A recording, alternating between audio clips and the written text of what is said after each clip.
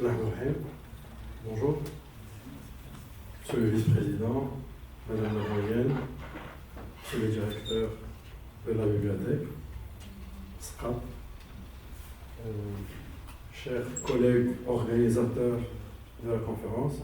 Alors tout d'abord, on m'a dit de parler français, mes slides vont être en anglais, donc je vais rester en français et de temps en temps je vais avoir du jargonnage. Donc, professeur Shakir, professeur Gelmi, merci pour l'invitation, pour la conférence. Donc, alors j'aurai exactement combien de temps? Très bien. Donc, ma conférence va s'intituler Intelligence artificielle digne de confiance. Comment gouverner cette intelligence artificielle à travers une approche éthique. Je ne vais pas avoir un jargonnage d'informaticien, c'est un jargonnage qui vise à relier justement les demandes, parce que l'intelligence artificielle, ce n'est pas une solution technique. L'intelligence artificielle, c'est un outil qui doit être fait par les humains, pour les humains. Donc, on parlera d'intelligence artificielle digne de confiance, on parlera de gouvernance d'intelligence artificielle et on parlera d'éthique. Alors, on commencera par une introduction, puis de la terminologie, puis on distinguera ou je distinguerai entre ethics of AI, ethics for AI et ethics in AI. J'ai expressément ne pas voulu traduire littéralement parce que ça risque de faire perdre le sens. Mais j'expliquerai ces trois catégories. Puis après, j'aborderai les cadres on va dire, régulation de l'éthique. Et puis, je critiquerai ces cadres-là. Et donc, comment on pourra mettre en place des cadres éthiques pour gouverner cette IA. Alors, selon les directives de l'Union européenne, une éthique digne de confiance, c'est un triptyque qui est au carrefour de trois dimensions. Une IA digne de confiance, c'est une IA d'abord qui est conforme aux régulations. Alors, cette conformité aux régulations, c'est la base, mais ça ne suffit pas pour bâtir ce socle de confiance. Alors, vous allez me dire, et on est au sein d'une honorable faculté des sciences juridiques, on n'est pas juriste, mais on peut se poser quand même des questions de juriste. Quelle réglementation? Est-ce que c'est la réglementation RGPD? Est-ce que ce sont les lois de protection de la data personnelle comme la 0908? Est-ce que ce sont les lois de protection des organismes vitaux et de cybersécurité comme la loi 0520? Mais en tout cas, pour bâtir le socle de confiance, il faut être conforme aux réglementations. Deuxième socle, c'est la robustesse de l'IA.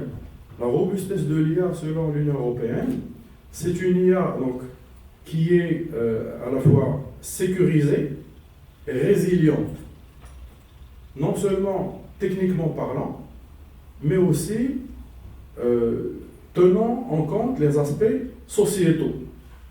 Donc, il y a l'aspect réglementaire, il y a l'aspect sécurité et résilience technologique et sociétale, mais ces deux aspects-là ne suffisent pas. Réglementation, technologie. Il faut un troisième aspect, et donc l'Union européenne parle de l'IA éthique. Alors qu'est-ce que l'IA éthique?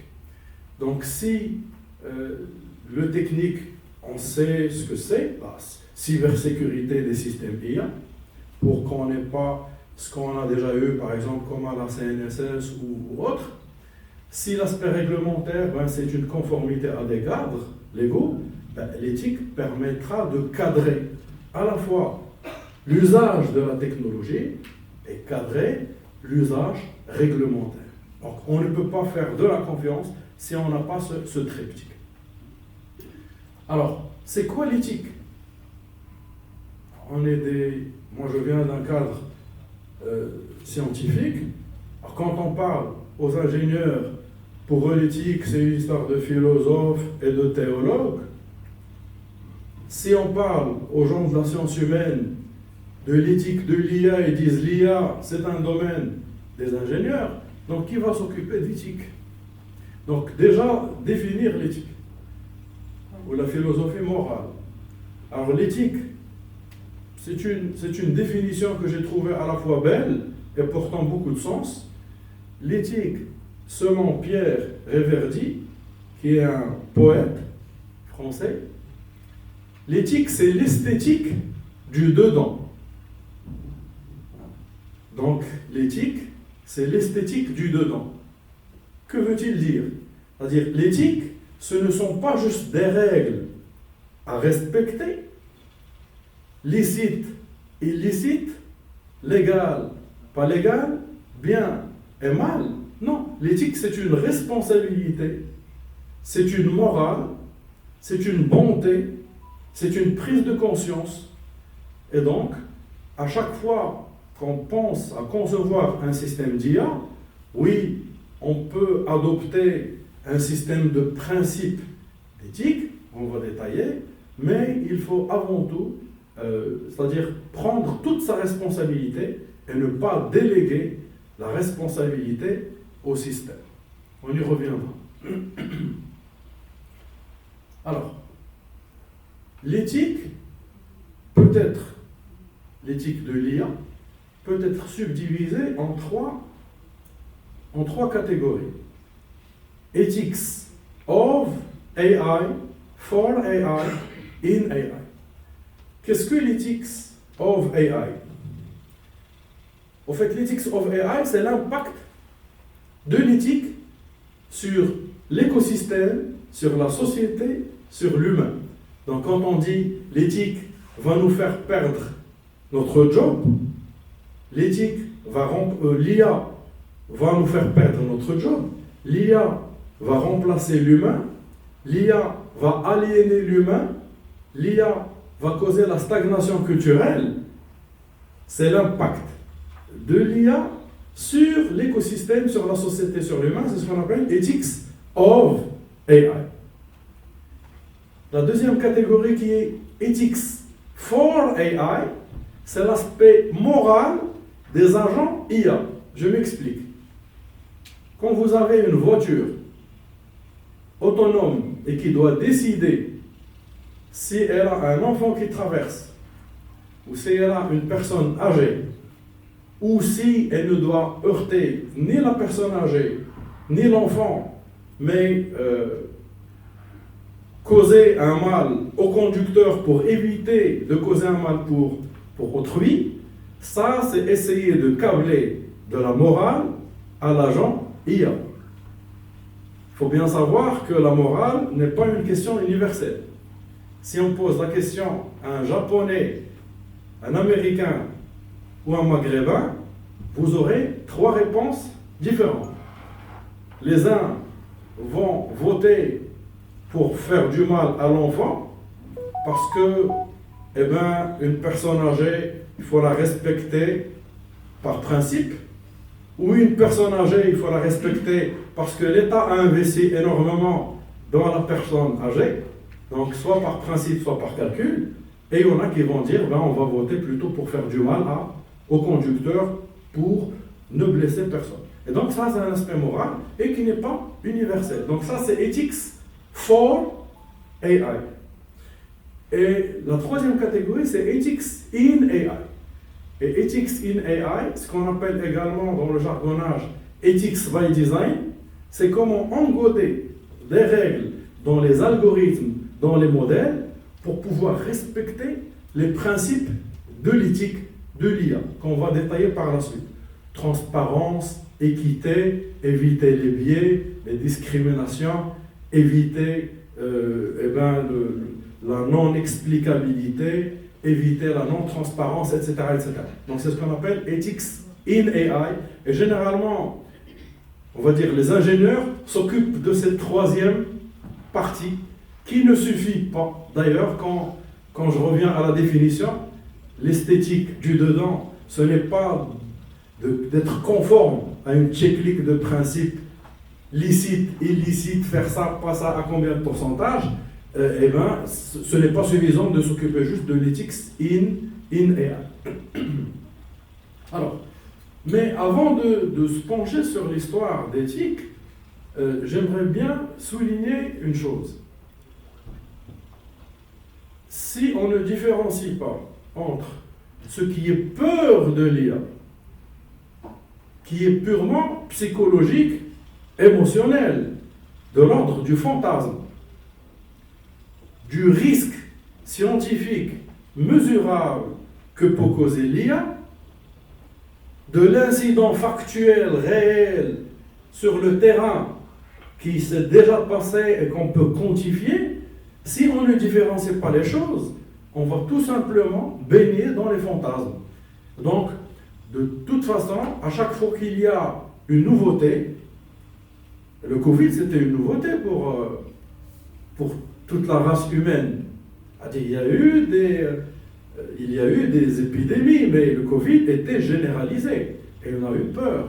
On a eu trop peur. C'était disproportionné. Et donc, l'IA, il y a une peur disproportionnée. Aujourd'hui, les médecins parlent de l'anxiété causée par l'IA. La peur de se faire remplacer. Ça s'appelle FOBO. Fear of being obsolete. Et il y en a qui vont chez le psychiatre pour ça.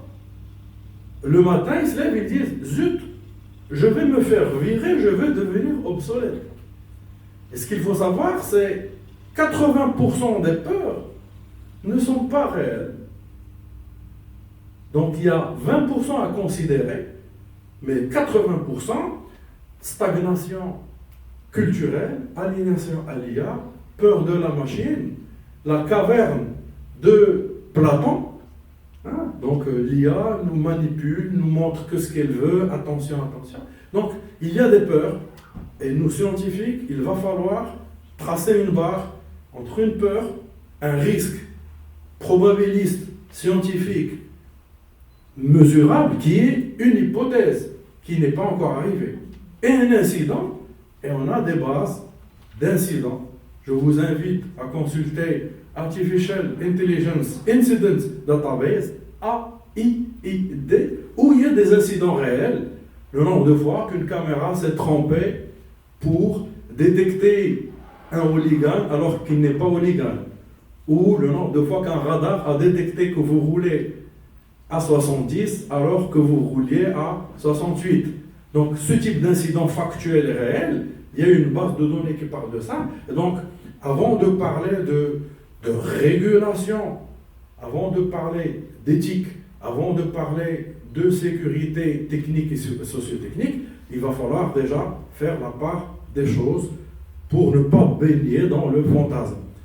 Quand j'ai parlé de toute nouvelle technologie pousse les gens à des phobies, la première fois que la locomotive a vu le jour, les gens ils ont commencé à dire, et ça c'est bien documenté, que toute personne, que toute femme enceinte, à 50 km/h, va perdre son enfant. Et que le cerveau des passagers va éclater à 50 km/h. Donc ça s'appelle des apocalyptiques. Et donc aujourd'hui, il ne faut pas être apocalyptique de l'IA. Alors je ne dis pas qu'il n'y a pas de risque, il y a des risques. Il y a des risques pour les personnes, pour les sociétés, il y a des risques pour les organisations, il y a des risques pour l'écosystème, mais il y a beaucoup de fantasmes et beaucoup de peurs. Rappelez-vous quand il y a eu la signature de plusieurs scientifiques dans le monde et de plusieurs industriels disant qu'il faut arrêter l'IA.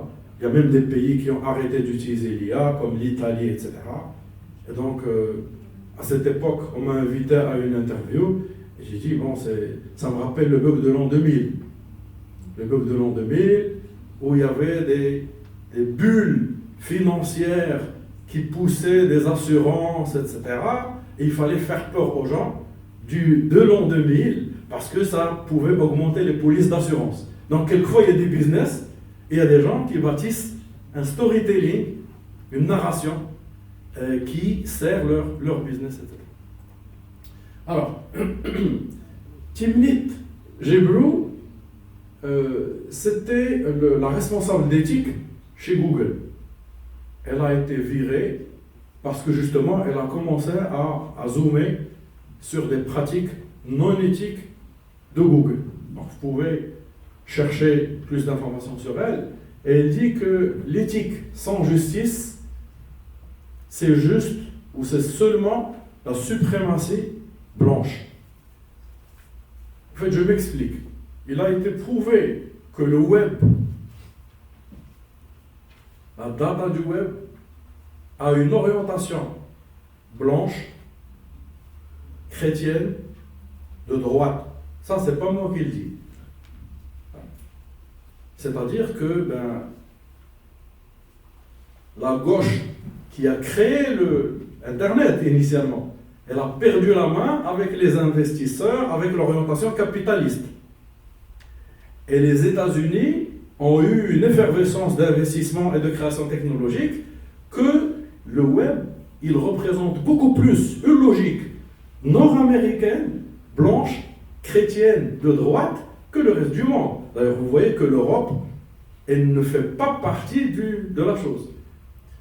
Les États-Unis investissent, l'Europe régule, et nous, il ne va pas falloir rester dans notre position d'observateur ou d'utilisateur. Je pourrais vous dire comment. D'ailleurs, quand aujourd'hui le gouvernement a signé avec des opérateurs, l'idée n'est pas d'importer de la technologie, l'idée c'est d'adapter à la culture, au mindset local, avec l'intégration de la Darija, des langues amazigh, des bonnes pratiques et des mindsets locales qui ne peuvent pas être dans ce monde blanc. On ne peut pas importer une technologie parce qu'il ne s'agit pas d'une solution. C'est un projet qu'on doit customiser. Alors, quand on parle de gouvernance, d'intelligence artificielle, ça vient du domaine de la gouvernance de la data. Et gouverner la data, ce n'est pas juste gérer la data. Gouverner la data, c'est mettre des process, c'est mettre des politiques, c'est mettre des règles pour gérer la data. La métadata, c'est la data sur la data. Okay? Le métalangage, c'est gérer la sécurité, c'est gérer la conformité, c'est gérer l'architecture qui gère la data, c'est gérer tous les processus de manipulation de la data et d'apprentissage. Bref, je ne rentrerai pas dans le détail, mais gouverner l'IA, c'est gouverner la data, mais pas que.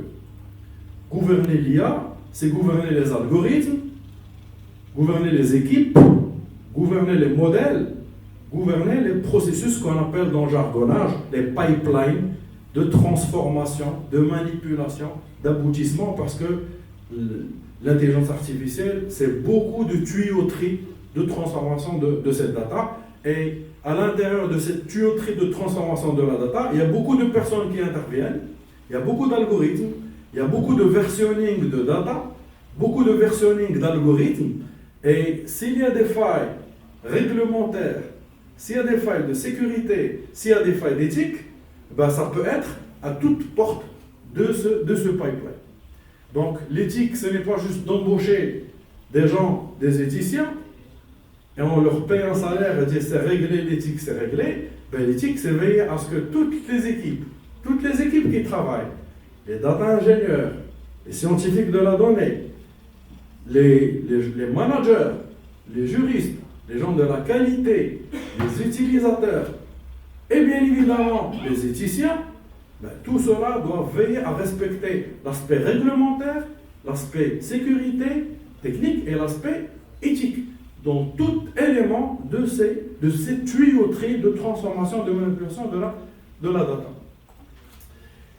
Alors, et quand on parle en fait de peur, quelque chose qui est quand même réel, qui est un risque, c'est le risque de discrimination. Je pourrais vous donner des exemples et puis revenir à la théorie. là, vous voyez des images. Donc ici, cette image, elle est catégorisée par l'IA comme une image d'une cérémonie de mariage. Ici, c'est également catégorisé comme une cérémonie de mariage. Cérémonie de mariage, très bien. Ici, c'est une image qui est catégorisée comme des personnes, tout simplement. Parce que l'IA a été entraînée sur une data biaisée culturellement. Donc, quand on importe une technologie, il faut intégrer l'aspect culturel pour qu'il n'y ait pas de discrimination de la culture locale. Donc, premier type de biais, biais culturel. Donc, deuxième type de biais, biais de genre, biais de sexe. Ça, c'était une ancienne version de Google Translate. Vous utilisez tous des traducteurs automatiques. Ça, c'était une ancienne version. Ce bug n'existe plus. Cette discrimination n'existe plus. Mais la phrase dit « c'est une programmeuse, c'est un infirmier ». Et on l'a traduit dans une langue neutre où l'article n'est ni masculin ni féminin, en turc, dans une langue neutre. Et puis on l'a ramené en anglais pour tester si le va-et-vient va respecter le sens initial. Alors, la traduction c'est « il est programmeur, elle est infirmière ». Parce que, statistiquement, il y a beaucoup plus de programmeurs hommes que femmes. Et il y a beaucoup plus d'infirmières femmes qu'hommes. Donc, ici, on dit que la donnée, elle est biaisée par le sexe. Alors, ce bug n'existe plus si aujourd'hui vous voulez tester. Alors, d'ailleurs, l'UNESCO, il dit qu'il y a juste 22% de femmes dans le monde de l'IA. Alors, quand on parle de biais, ce n'est pas juste le biais de la data, mais c'est le biais aussi organisationnel. Si les algorithmes ne sont pas biaisés, mais les équipes qui travaillent sur les algorithmes ne sont pas équitables, on aboutit à de la non-justice. Ce que dit Timnit Jibrou. L'injustice, même s'il y a de l'éthique dans la data, le système reste non équitable. On parle également du biais ethnique. Donc, ça, l'homme blanc, c'est un criminel. La femme, elle a commis des crimes juvéniles, disons, d'adolescence, mais pas du même ordre de grandeur. Alors ça, c'est un système utilisé aux États-Unis, c'est un système de mesure de la récidive, pas de la probabilité. Et il se trouve que ce criminel, il a été catégorisé par un risque 3, alors que c'est un grave criminel. Et elle a été, par délit de faciès, catégorisée de risque 8. Donc c'est ce qu'on appelle un biais ethnique. Parce qu'il y a une seule race. Dans la littérature, vous allez trouver racial bias.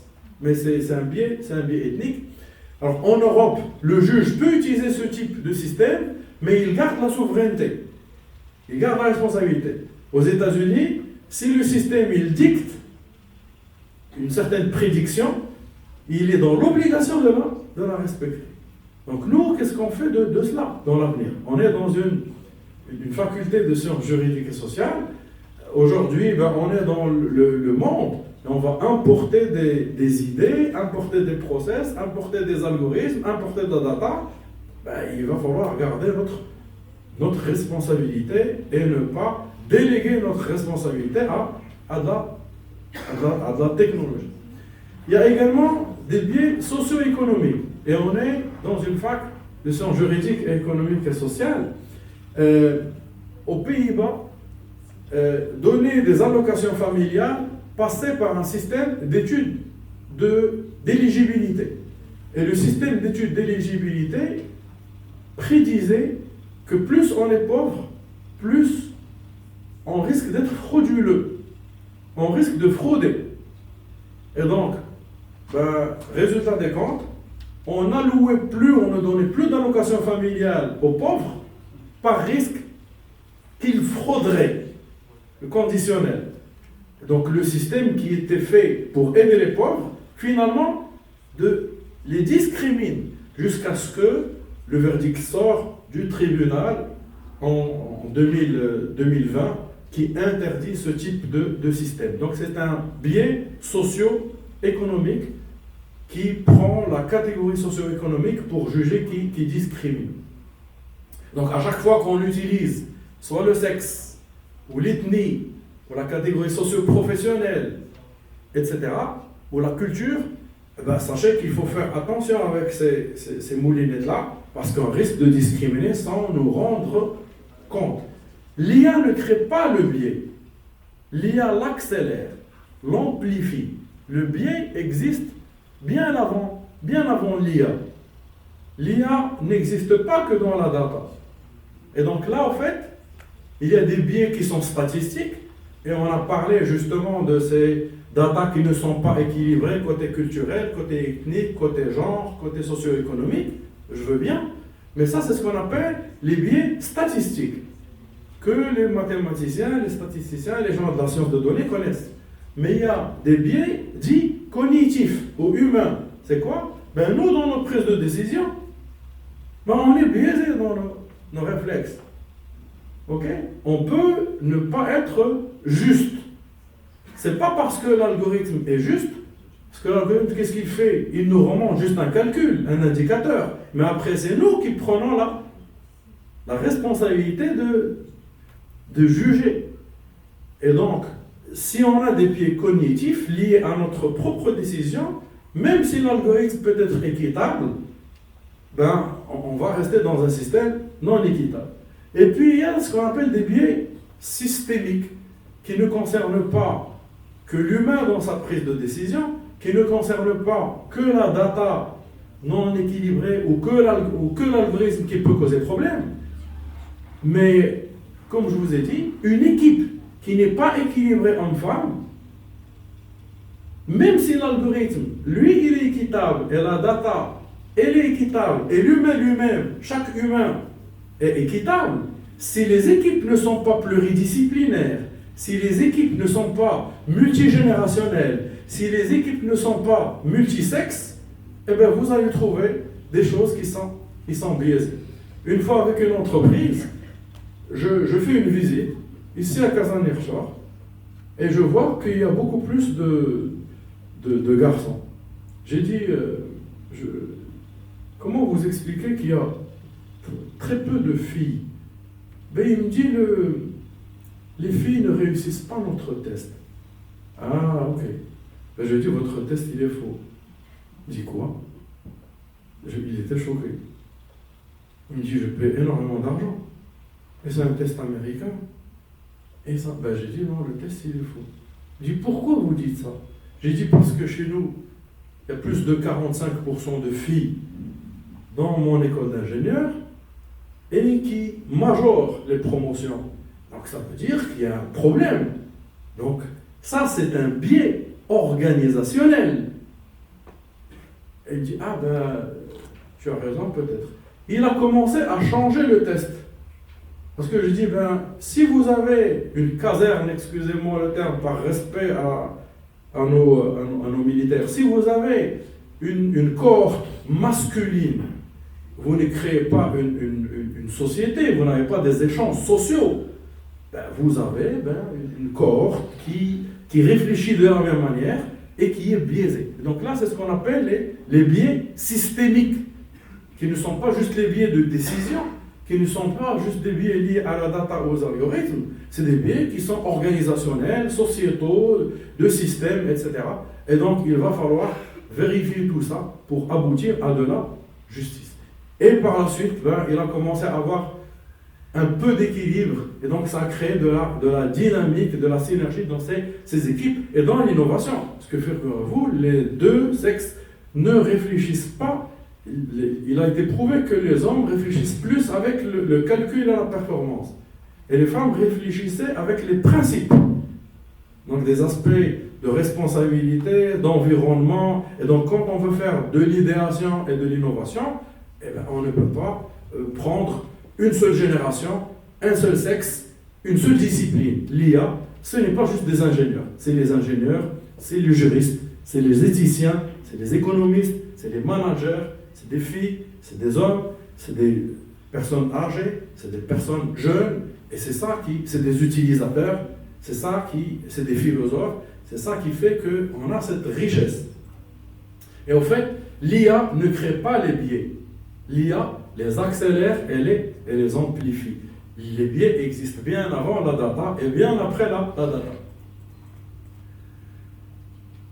Alors, pour parler de principes, en fait, il y a énormément de frameworks. Là, je n'irai pas détailler les frameworks, mais j'aborderai quelques principes. Il y a des principes qui nous viennent de l'UNESCO. Et le Maroc, pour parler localement, il a signé des conventions d'alignement avec les principes de l'éthique de l'IA de l'UNESCO. Il y a également, je reviendrai sur quelques principes pour les expliquer.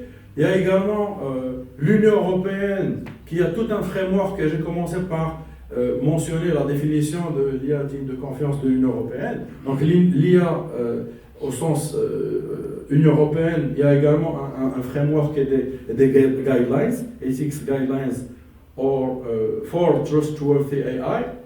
Il y a le AI Act de l'Union européenne également, et il y a également l'OCDE qui est un framework. Donc, pour les doctorants qui veulent creuser, le framework de l'UNESCO de l'éthique de l'IA, le framework de l'OCDE et les guidelines de l'Union européenne.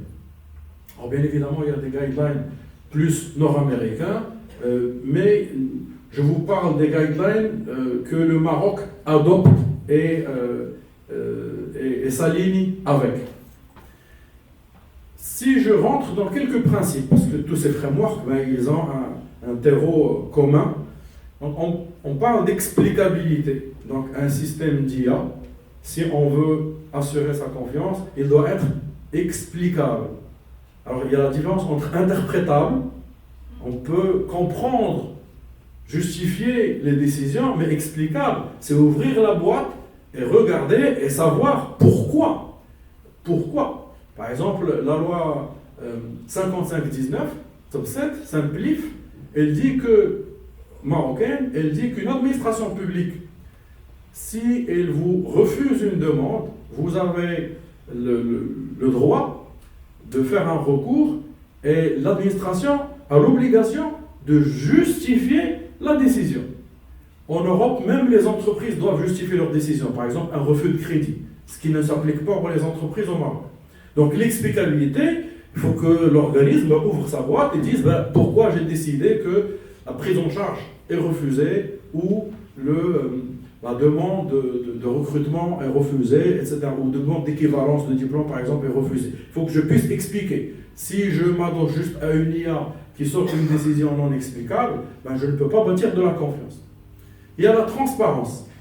Et donc, qui dit transparence dit que on doit afficher, patte blanche, comment on fait, quelles sont les datas, comment j'apprends sur ces datas, qu'est-ce que je stocke sur vous, vous citoyens, vous employés, vous partenaires, qu'est-ce que je stocke sur vous, et il faut que je sois transparent sur tout ce que je fais. Aujourd'hui, des initiatives comme les données ouvertes, Open Data ou Open Data Gov, donc pour le gouvernement ouvert ou les données ouvertes, ça s'applique également au système IA. Donc on ne peut pas bâtir de la confiance si on a un système qui est boîte noire, fermée.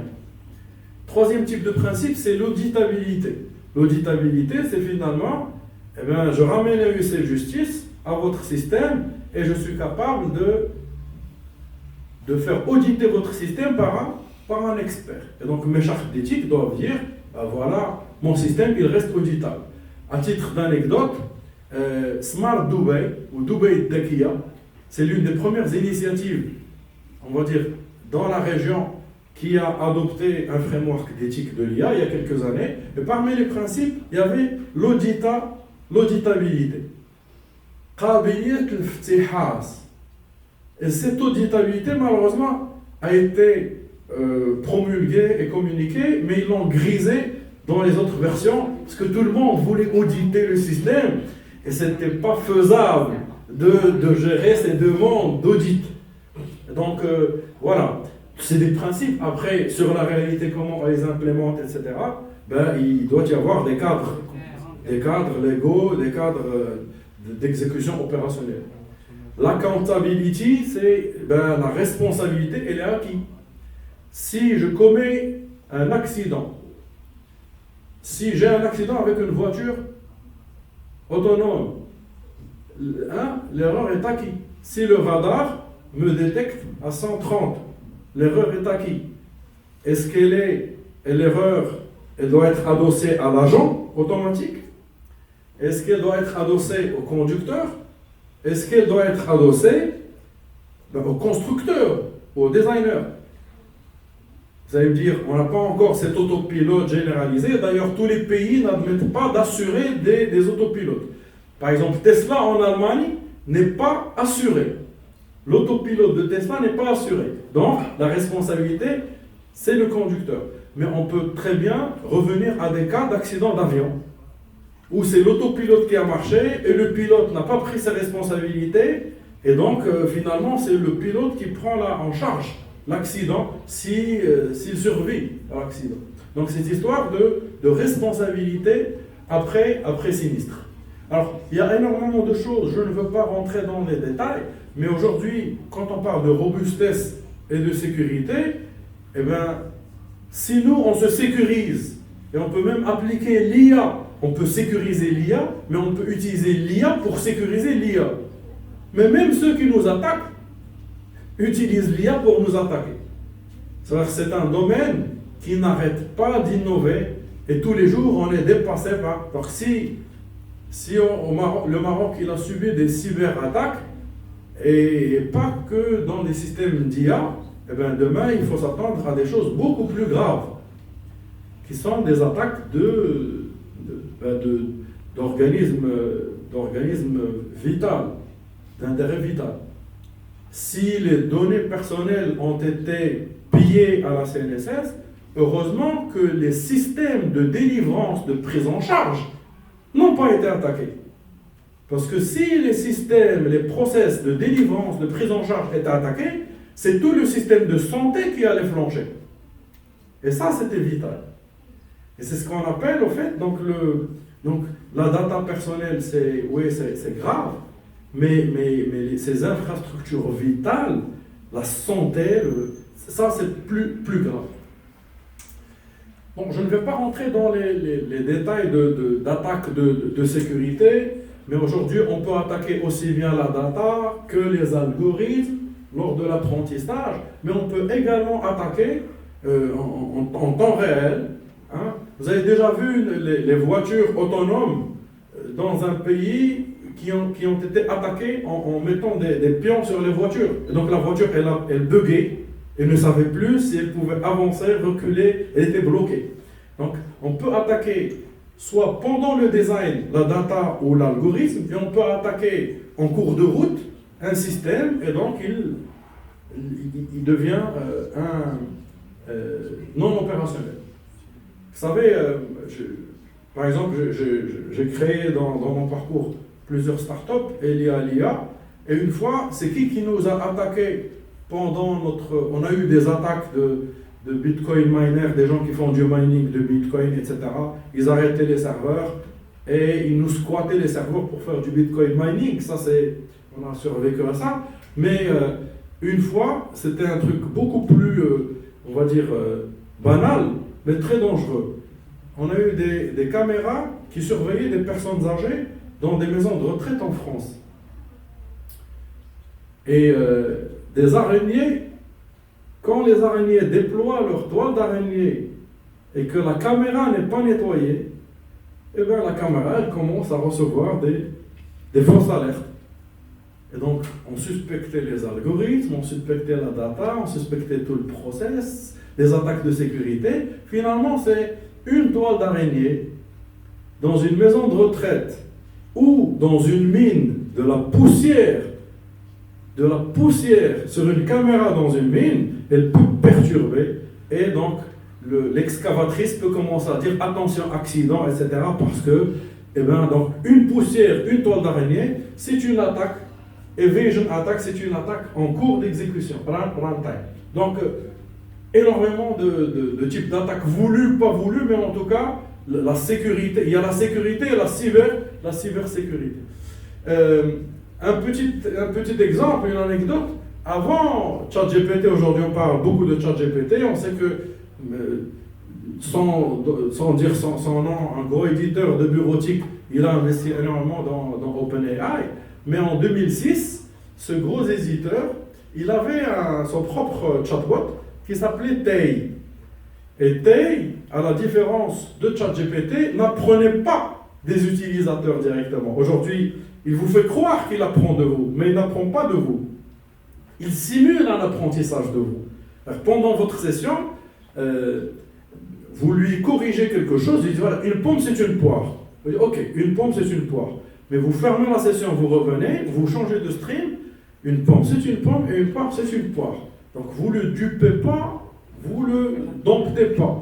Par contre, alors quelquefois, quand c'est intéressant d'intégrer la connaissance, il demande à un Big Brother, c'est-à-dire il y a une ligne rédactrice derrière qui peut valider des nouvelles connaissances pour les intégrer. Mais il y a un workflow de validation. Tay, c'est un chatbot de Microsoft, c'est public, il apprenait des utilisateurs. Donc les utilisateurs, qu'est-ce qu'on apprend quand on commence à étudier une langue? C'est les injures. Et donc on l'a rendu raciste au bout de 24 heures. Et donc Tay est devenu raciste par construction parce qu'il apprenait des utilisateurs. Ça a servi à Microsoft. Donc 2016, j'ai dit 2006, ok? 10 ans après, aujourd'hui, les chatbots n'apprennent pas directement de vos inputs. Donc on ne peut pas faire des attaques live des systèmes parce qu'il y a des lignes directives et il y a des lignes rédactrices qui font que ce que vous lui dites reste juste privé entre vous et lui. Et si c'est intéressant, ils intègrent ça a posteriori en suivant des réglementations. Juste un autre cas pour vous montrer l'impact des attaques. Ça, c'est des images en fait radio, médicales. Et ça, c'est les mêmes images, mais avec quelques pixels ou quelques éléments des pixels qui sont modifiés et qui ne sont pas visibles à l'œil nu. Donc aujourd'hui, l'attaque, c'est pas juste payer de la data comme ça nous est arrivé à la CNSS, c'est pas de corrompre la data ou comme les virus, vous ouvrez un fichier, il ne s'ouvre pas. Non, c'est modifier subtilement quelques pixels qui sont invisibles à l'œil nu, mais l'algorithme, lui, il le perçoit. Donc ça, c'est du bruit, okay? Poivre et sel dans la littérature. Et donc, le système, ici, il catégorise qu'il y a que c'est des cancers. C'est malin, alors que ce sont des images bénignes. Donc, imaginez quelqu'un dans un laboratoire, okay? Il y a eu une attaque du scanner, de l'IRM, de la base de données, du système d'édition du rapport médical, et on sort, on dit, vous avez un cancer, parce que c'est une attaque. Imaginez l'impact psychologique, etc., sur l'humain. Donc, ce n'est pas, quand on dit il y a de confiance, ce n'est pas juste de l'ethics washing, ce n'est pas juste un luxe, ce n'est pas juste du marketing, c'est critique. Alors, bien évidemment, les données personnelles, j'ai parlé de la loi 0908, protection des données personnelles. Il y a les données personnelles et les données sensibles. Donc, les données personnelles, c'est ce qui permet de vous reconnaître directement et indirectement. Et les données sensibles, c'est les données sur votre religion, sur votre foi, des données médicales, des données financières, des données sur vos opinions philosophiques, des données biométriques. Ok? Des données biométriques. Vous savez que votre cycle de sommeil, il y a des applications aujourd'hui qui vous disent tiens, je vais mesurer la qualité de votre sommeil. Vous laissez ouvert la nuit, il enregistre vos ronflements, puis il dit voilà, vous avez des micro-coupures, vous avez des micro-sommeils, vous rêvez ici. Oui, c'est bien. C'est une donnée biométrique. Et le sleep cycle, ou cycles of sleep, c'est des fréquences qui permettent, figurez-vous, de vous identifier. Et donc ça, c'est ce qu'on appelle des données biométriques biologiques. Sans qu'il y ait du sang ou de l'ADN, mais c'est biologique parce que c'est c'est vos ronflements, c'est votre sommeil, etc. Et ça permet de vous identifier. Donc, livrer des données personnelles et sensibles à un chat GPT ou une IA, c'est pas juste donner le mot de passe ou le compte bancaire. Quelquefois, c'est vos ronflements vous identifient. Vous savez que la posture, l'allure avec laquelle vous marchez, pour vous identifier. Ce qui se dit, c'est que Ben Laden a été identifié par satellite. Alors, allez-y, vérifiez le storytelling. Est-ce que c'est scientifique ou pas? Techniquement, c'est possible. Un satellite dont la résolution, c'est pixel vaut 50 cm, c'est possible de vous détecter. Et donc, l'allure permet d'identifier une personne. Donc, une donnée, et ça, c'est ce qu'on appelle des données biométriques comportementales. Okay? La manière avec laquelle vous tapotez sur un clavier, ça permet de vous identifier. C'est ce qu'on appelle la sécurité avancée, Advanced Authentication. Donc, si vous voulez, énormément de choses. Ça, c'est juste pour la culture, ça, c'est la plus ancienne empreinte humaine, 43 000 ans, qui a été détectée par l'homme préhistorique. Donc, énormément de choses qu'on ne croit pas que ce sont des données personnelles ou sensibles. Donc, qu'on ne sait même pas sur nous-mêmes. Quand on tapote sur un clavier, on ne connaît pas la musique qu'il y a derrière. Mais lui, il le détecte. Donc, l'IA connaît sur nous des choses que nous-mêmes, on ne connaît pas sur nous. Et au fait, il y a des caractéristiques connues, il y a des caractéristiques mesurées, il y a des caractéristiques inférées, il y a des caractéristiques prédites. Donc, quand on dit une banque, elle garde sur nous nos professions, l'âge, l'adresse, nos mots de passe, nos adresses e-mail, tout ça, c'est des données, on va dire, connues. Mais ce qu'elle mesure sur nos comportements, ce qu'elle infère avec ses patterns et ses règles logiques, c'est qu'elle peut prédire par de la statistique, c'est aussi personnel et sensible. Et la transparence veille à ce que tout organisme dise à ses clients, à ses employés, à ses étudiants, à ses partenaires, voilà ce qu'on stocke sur vous qui est connu, voilà ce qu'on mesure sur vous, voilà ce qu'on infère sur vous par des règles logiques, voilà ce qu'on prédit sur vous pour qu'on crée cette confiance. Je ne sais pas combien il me reste, professeur. Très bien.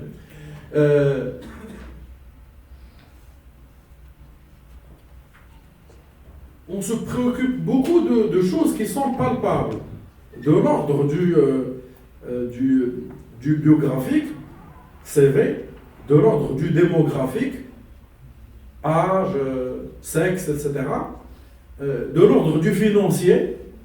Tiens, on ne donne pas nos cartes bancaires, tiens, on ne donne pas le mot de passe, tiens, le code de la carte, des choses comme ça, le RIB, ça, on est sensible. Mais tout ce qui est psychologique, tout ce qui est d'ordre, caractéristiques de personnalité, traits de personnalité, comportement, nous-mêmes, on n'est pas assez conscients de tout cela. Mais l'IA, elle est consciente de cela. Enfin, quand je dis consciente, l'algorithme est programmé pour mesurer, inférer, prédire sur nous-mêmes. Et donc, rien n'empêche que demain, il détecte que je suis anxieux ou que je suis dépressif d'une manière correcte ou d'une manière erronée, et que ça impacte sur moi des choses, aussi bien dans mon travail, dans ma carrière, avec ma RH, etc. etc. Vous pouvez dire, ouais, c'est du fantasme. Un cousin aux États-Unis me dit qu'il ne cherche jamais le mot cancer sur Google. J'étais choqué, je n'ai pas compris. Il me dit parce que Google vend ces données personnelles et ces données comportementales, c'est les données comportementales avec les cookies, vous savez, les petits fichiers cachés avec le RGPD, on a l'obligation, ils ont l'obligation, les sites ont l'obligation de dire, de demander notre consentement, etc. Est-ce que vous acceptez quel type de cookies, le minimum pour du marketing, etc. Et ça vous suit, etc. Donc c'est du comportemental. Les assurances achètent ces données comportementales de navigation web de chez Google et il me dit, je risque d'avoir une police d'assurance augmentée. Parce qu'il va être prédit, les actuaires de son assurance vont le prédire à risque de cancer, juste parce qu'il s'intéresse au mot cancer. Dieu soit loué, on n'est pas à ce niveau d'interopérabilité, mais ça viendra. Avec l'identifiant unique, avec la connectivité des systèmes d'information, etc., etc. Déjà, avant, on pouvait prendre des crédits en même temps de deux banques et il n'y avait pas de synchronisation. Aujourd'hui, il y a ce qu'on appelle le crédit de bureau qui permet d'éviter des fraudes, etc., etc. Le monde de la fraude dans la banque finance assurance est très développé. Détecter les blanchiments d'argent, détecter les fraudes, détecter les financements de terrorisme, tout ça. Mais d'ici à avoir un système de scoring social, et le scoring social, selon l'Union européenne, c'est l'un des risques, avec la reconnaissance faciale, avec la manipulation. La manipulation, ce sont trois applications qui sont cotées par l'Union européenne comme des applications les plus risquées. Donc, on dit qu'en Chine, il y a le scoring social, et si vous ne payez pas vos traites ou vous ne payez pas vos factures, vous risquez de vous faire refuser la réinscription de votre enfant à l'école primaire, etc. Waouh, c'est la Chine, les pauvres, etc. Mais les GAFAM font pareil. Quand on paie par carte bancaire, eh ben, on est pisté, et je ne parle pas localement, à l'international. Quand on voyage, eh ben, le système d'interopérabilité aéronautique ben, nous piste, nos achats e-commerce, nos déplacements, nos hobbies, nos intérêts, nos interactions, tout cela. Et donc le scoring est là, que l'on veut ou pas. D'ailleurs, même les pays sont notés. Hein, les pays sont scorés. Donc, finalement, on a accepté ce système de scoring et les individus sont également scorés. Alors, ce n'est pas encore en action jusqu'à nous interdire d'inscrire nos gamins ou de nous interdire un abonnement téléphonique, mais qui sait? Et c'est là le rôle de la réglementation pour blinder ces histoires, pour veiller à ce qu'il y ait le respect de l'individu. Mais attention, faire confiance à l'État, il faut que ça soit régulé, parce que l'État lui-même, quand il est attaqué par des ennemis, ça cause problème aux citoyens. Donc il faut réguler tout ça, sécuriser techniquement, avoir l'arsenal juridique, et l'éthique, c'est un continuum de questionnement du juridique également. On ne peut pas importer un arsenal européen pour dire Amen. Non, parce qu'il y a aussi des principes moraux, culturels, religieux, locaux. On ne peut pas traiter un Marocain comme on traiterait un Chinois ou un Suédois. Et c'est connu, quand les entreprises commençaient à importer des technologies venues d'ailleurs, les process métiers doivent garder quand même une certaine intelligence sociale marocaine. Sinon, on obligerait les Marocains à travailler comme travailleraient des Danois, ce qui est socialement inacceptable. Et pareil pour l'IA. Donc pour terminer, les slides, je vais les rendre publics. Et donc, pour ceux qui veulent creuser, il faut garder l'humain dans la boucle. C'est-à-dire ne pas déléguer la responsabilité à la machine. De la même manière que je dis qu'un juge ne doit pas déléguer la responsabilité à la machine, tout humain ne doit pas déléguer sa responsabilité à la machine.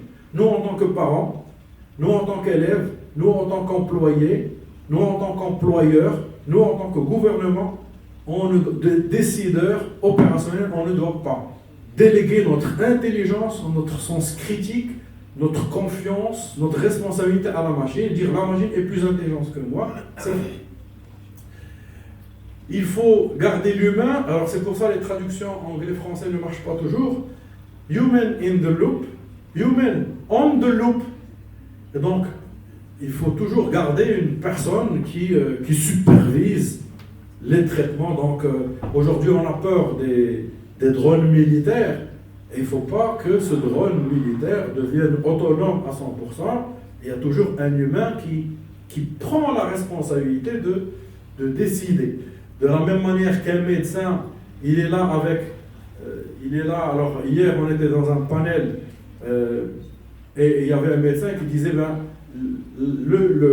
l'algorithme ne remplacera pas le médecin, mais le médecin avec l'algorithme, il est augmenté.